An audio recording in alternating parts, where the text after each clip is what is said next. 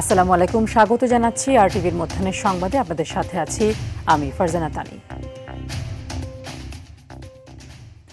দুদকের করা অর্থ পাচার মামলায় বিএনপি ভারপ্রাপ্ত চেয়ারম্যান তারেক রহমান ও ব্যবসায়ী গিয়াসউদ্দিন আল মামুনের সাজা বাতিল করে খালাস দিয়েছেন আপিল বিভাগ। সকালের প্রধান বিচারপতি সৈয়দ রেফাত আহমেদের নেতৃত্বাধীন আপিল বেঞ্চ এ আদেশ দেন। 2009 সালের 26 অক্টোবর রাজধানী ক্যান্টনমেন্ট থানায় এই মামলাটি করে দুদক। অভিযোগে বলা হয়, টঙ্গীতে প্রস্তাবিত 80 মেগাওয়াট বিদ্যুৎ কেন্দ্র স্থাপনের কাজ পাইয়ে দেওয়ার জন্য নির্মাণ কনস্ট্রাকশন কোম্পানি লিমিটেডের চেয়ারম্যান খাদিজা ইসলামের কাছ থেকে গিয়াসউদ্দিন আল মামুন 20 কোটির 41 লাখ টাকা নেন। সিঙ্গাপুরে এই টাকা লেনদেন হয়। তারেক রহমান ক্রেডিট কার্ডের মাধ্যমে এই টাকার মধ্যে 3 কোটি 78 লাখ টাকা খরচ করেন বলে মামলায় অভিযোগ করা হয়। মামলায় 2013 সালের 17 নভেম্বর তারেক রহমানকে বেকসুর খালাস দিয়ে গিয়াসউদ্দিন আল মামুনকে অর্থ পাচার মামলায় 7 বছরের কারাদণ্ড দেন ঢাকার তৃতীয় বিশেষ জজ আদালত। দুদকের করা আপিলের শুনানি শেষে 2016 সালের 21 জুলাই তারেক রহমানকে 7 বছরের কারাদণ্ড দেন হাইকোর্ট। একই সঙ্গে 20 কোটি টাকা জরিমানা করা হয়। জেব্রাকে নিয়ে আসা হয় সাক্ষী দেওয়ার জন্য। উনি বলেন নাই কোথাও যে জনাব তারেক রহমান বা গিয়াসউদ্দিন আল মামুন মানি লন্ডারিং এর সাথে জড়িত ছিল। ট্রায়াল কোর্ট সবকিছু দেখে শুনে নির্দোষ প্রমাণিত হয়, ওনাকে বেকসুর খালাস দেন। যদি মামলা দেখা যায় যে না এটা ইন্টেনশনালি করা হয়েছে, এই মামলা সাজা দেওয়ার মতো কোনো কিছু নাই, সেক্ষেত্রে কেউ যদি আপিল নাও করে কোর্ট ইচ্ছা করলে তাকেও এই খালাসের যে বেনিফিট এটা তাকেও দিতে পারেন। এইভাবে আমাদের প্রেয়ার ছিল, তারা আমাদের এই কন্টেনশনটা অ্যাকসেপ্ট করেছেন। অন্তর্বর্তীকালীন সরকারের প্রধান উপদেষ্টা ডক্টর মোহাম্মদ ইউনূস এই বছরের শেষের দিকে নির্বাচন করার আশা করছেন। ডক্টর ইউনূস ঢাকায় তার সরকারি বাসভবনে বিবিসিকে দেওয়া এক সাক্ষাৎকারে এ কথা জানান। সেই সঙ্গে তিনি বলেন, ভারতে নির্বাচনে পালিয়ে যাওয়া হাসিনা এবং তার দল নির্বাচনে অংশ নেবে কি না তা স্পষ্ট নয়। এ সময় স্বৈরশাসক শেখ হাসিনাকে মানবতাবিরোধী অপরাধের অভিযোগে বাংলাদেশে ওয়ান্টেড আসামি বলে উল্লেখ করেন। নির্বাচনে কারা অংশগ্রহণ করবে তা নির্বাচন কমিশন সিদ্ধান্ত নেবে বলেও জানান তিনি।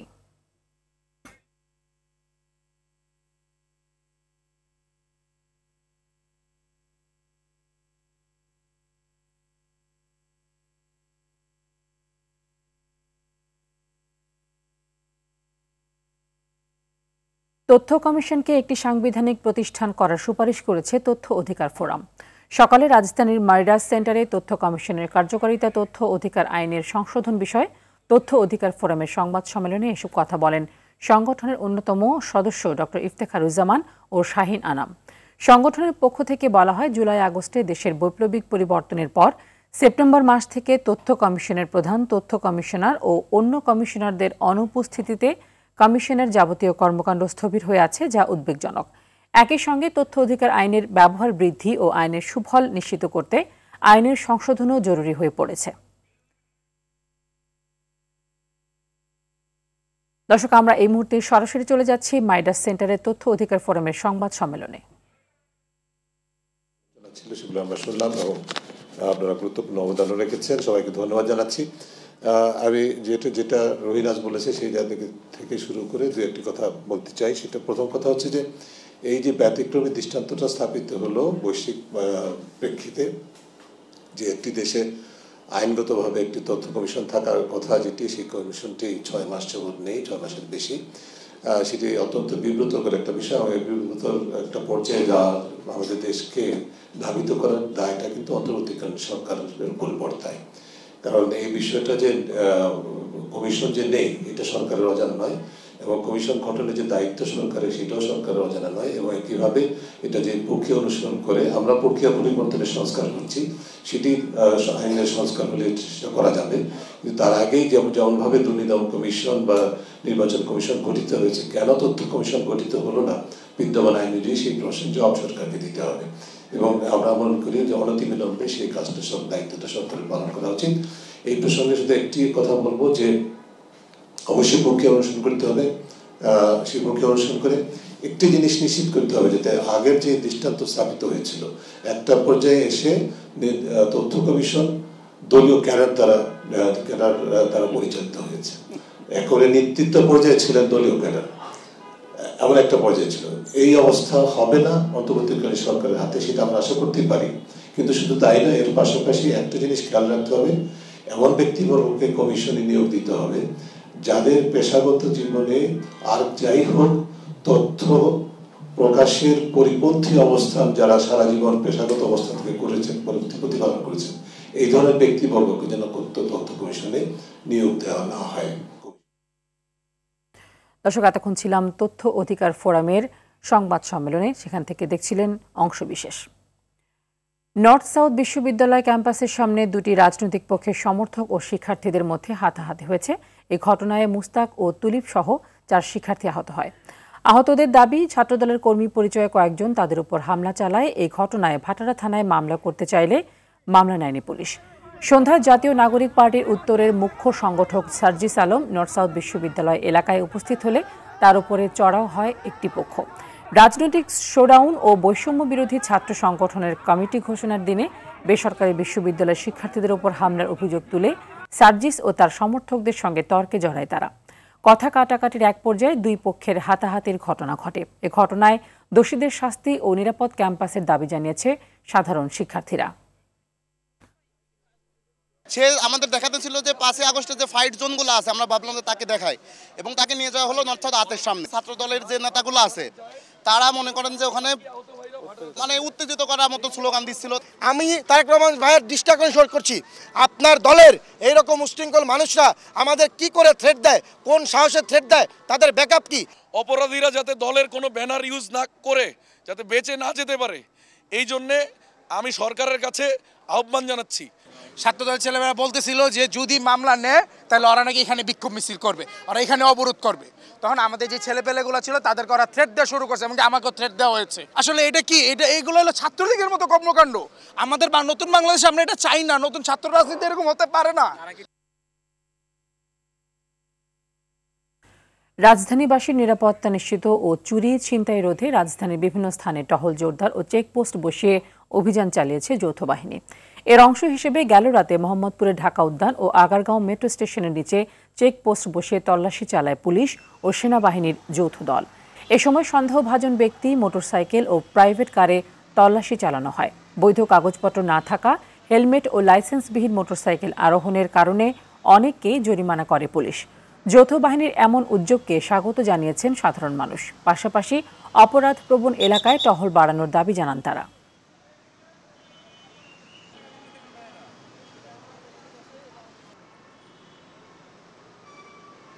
এটা দেশের স্বার্থে তারা করতেছে, এটা জনগণের স্বার্থে, জনগণের ভালোর জন্য তারা চেক করতেছে।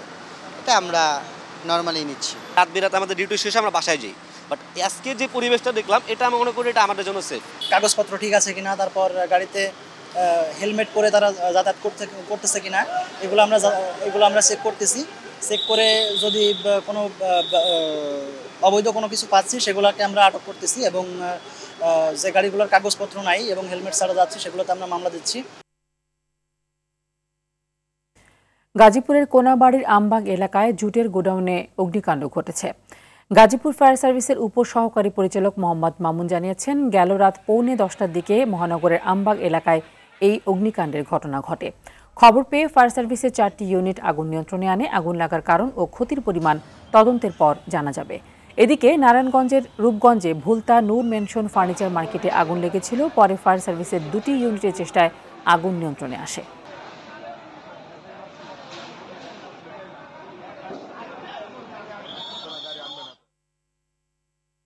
নারায়ণগঞ্জে মেধাবী শিক্ষার্থী তানভীর মোহাম্মদ ত্বকি হত্যার এক যুগেও বিচার শুরু হয়নি। 5 আগস্ট পট পরিবর্তনের পর তদন্তকারী সংস্থা র্যাব 6 জনকে গ্রেফতার এবং নতুন করে একজনের জবানবন্দি নিলেও এখনও পর্যন্ত আদালতে চার্জশিট জমা দেয়নি। পরিবারের অভিযোগ, সেই সময় শামীম ওসমান ও তার ছেলের নাম আসামির তালিকায় রাখতে দেননি র্যাবের অতিরিক্ত মহাপরিচালক, বর্তমানে কারাগারে থাকা জিয়াউল হাসান। 2013 সালের 6 মার্চ নারায়ণগঞ্জ শহরের শায়েস্তা খান রোডের বাসা থেকে বের হওয়ার পর নিখোঁজ হয় তানভীর মোহাম্মদ ত্বকি। 2 দিন পর 8 মার্চ শীতলক্ষ্যা নদীর কুমুদিনী শাখা খাল থেকে ত্বকির লাশ উদ্ধার করে পুলিশ। ওই বছরের 12 নভেম্বর আজমেরী ওসমানের সহযোগী সুলতান শওকত ভ্রমর আদালতে 164 ধারায় স্বীকারোক্তিমূলক জবানবন্দিতে জানান, আজমেরী ওসমানের নেতৃত্বে ত্বকিকে অপহরণের পর হত্যা করা হয়। কক্সবাজারের টেকনাফে সেন্ট মার্টিন দ্বীপের সাগরে মাছ ধরার সময় 6টি ট্রলার সহ বাংলাদেশি 56 জেলেকে ধরে নিয়ে গেছে 10 ঘণ্টা পর ছেড়ে দিয়েছে মিয়ানমার নৌবাহিনী। তথ্যটি নিশ্চিত করে বিজিবির টেকনাফ 2 ব্যাটালিয়নের অধিনায়ক লেফটেন্যান্ট কর্নেল মোহাম্মদ আশিকুর রহমান জানিয়েছেন, বুধবার সকালে টেকনাফের সেন্ট মার্টিন দ্বীপের অদূরবর্তী দক্ষিণ পশ্চিম সাগরে বাংলাদেশি কিছু ট্রলার মাছ ধরছিল। মাছ ধরার এক পর্যায়ে 6টি ট্রলার সাগরে মিয়ানমারের জলসীমায় ঢুকে পড়ে। এ সময় মিয়ানমার নৌবাহিনী এসব ট্রলারের জেলেদের ধরে নিয়ে যায়। পরে বাংলাদেশি ট্রলারগুলো থেকে মাছ ও জাল খাদ্যদ্রব্য ছিনিয়ে নেয় মিয়ানমার নৌবাহিনী। এরপর বুধবার রাত 10:30টার দিকে জেলেদের ছেড়ে দেয় তারা।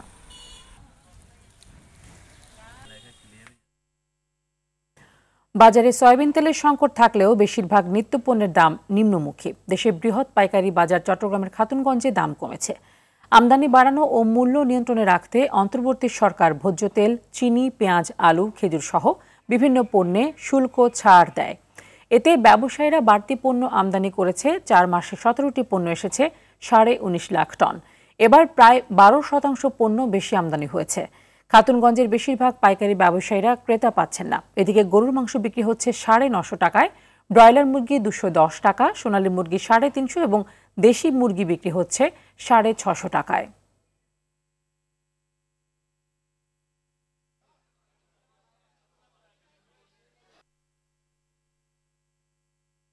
আন্তর্জাতিক সংবাদ। যুক্তরাষ্ট্রের প্রেসিডেন্ট ডোনাল্ড ট্রাম্পের নির্দেশে ইউক্রেনের সঙ্গে গোয়েন্দা সহযোগিতা ও সামরিক সহায়তা বন্ধ করা হয়েছে। বুধবার ফক্স বিজনেস নেটওয়ার্ককে দেওয়া এক সাক্ষাৎকারে এমনটাই জানান দেশটির গোয়েন্দা সংস্থা সিআইএ পরিচালক জন র্যাডক্লিফ। এদিকে হোয়াইট হাউসের জাতীয় নিরাপত্তা উপদেষ্টা মাইক ওয়াল্টাস জানিয়েছেন, প্রেসিডেন্ট ট্রাম্প ইউক্রেনকে পুনরায় সহায়তা দেওয়ার বিষয়টি পর্যালোচনা করবেন। 2022 সালের ফেব্রুয়ারিতে ইউক্রেনে রাশিয়ার সর্বাত্মক আগ্রাসন শুরুর পর যুক্তরাষ্ট্র এ পর্যন্ত প্রায় $86 বিলিয়ন সামরিক সহায়তা দিয়েছে।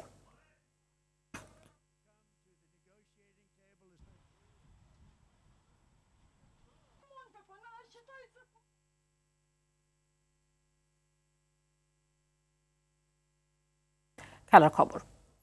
আইসিসি চ্যাম্পিয়ন্স ট্রফিতে ব্যর্থতার পর ওয়ানডে ক্রিকেট থেকে অবসরের সিদ্ধান্ত নিয়েছেন মুশফিকুর রহিম। বুধবার রাতে নিজের ভেরিফাইড ফেসবুক পেজে অবসরের সিদ্ধান্তের কথা জানান এই উইকেট রক্ষক ব্যাটার। পোস্টে তিনি বলেন, গত কয়েক সপ্তাহ তার জন্য খুব চ্যালেঞ্জিং সময় গেছে। নিজের পরিবার, বন্ধু, স্বজনদের ধন্যবাদ জানান মুশফিক। 2006 সালে ওয়ানডেতে অভিষেকের পর থেকে 19 বছর ধরে বাংলাদেশ দলকে রঙিন পোশাকে সার্ভিস দিয়েছেন তিনি। এ সময় 274 ওয়ানডেতে 256টি ইনিংস খেলেছেন তিনি। 36.42 গড়ে করেছেন 7,795 রান। ওয়ানডে ক্যারিয়ারে 9টি শতক ও 49টি অর্ধশতক আছে মুশফিকের নামের পাশে।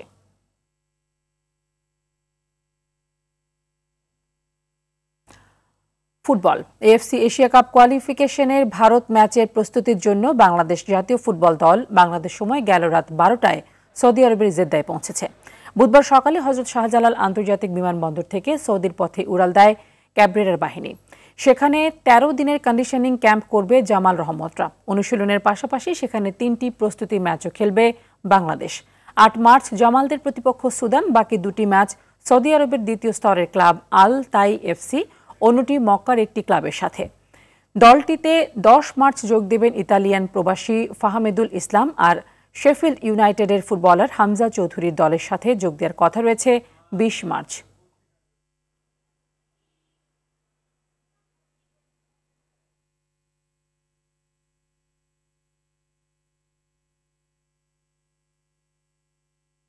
মধ্যাহ্নের সংবাদ এই পর্যন্তই। দুপুরের সংবাদ 1:45টায় দেখার আমন্ত্রণ রইল। ধন্যবাদ সবাইকে।